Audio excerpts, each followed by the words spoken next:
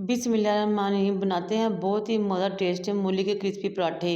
एक बोल में आटा लें, उसको छान लें, कुकिंग ऑयल शामिल करें और नमक शामिल करें। अच्छे तरीके से नॉर्मल आटे की तरह आटा गूंद लें, साइड पर रख दें ताकि सेट हो जाए।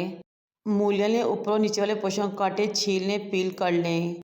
अगर आप चाहें तो हाथ की मदद से ग्रेट कर सकते हैं। मेरे पास इलेक्ट्रिक ग्रेटर था इसलिए मैंने ग्रेट कर ली। जब मूलियाँ ग्रेट हो जाए तो अच्छे तरीके से निचोड़ लें और एक्स्ट्रा पानी निकाल लें। पानी को ज़ाया मत करें, मूली का पानी सेहत के लिए बहुत फायदेमंद होता है, तो जीरे की गर्मी को उठाता है। फिर मूली में नमक, सूरख मिर्च, साबुत धनिया, जीरा, काली मिर्च शामिल करें, मिक्स कर लें। बड़ी कटी हरी मिर्च, धनिया, पुदीना शामिल करें और गेर मिक्स करें। आटे का 2 मीडियम साइज के पेड़े रेडी करें और बेलते हुए बड़े कर लें।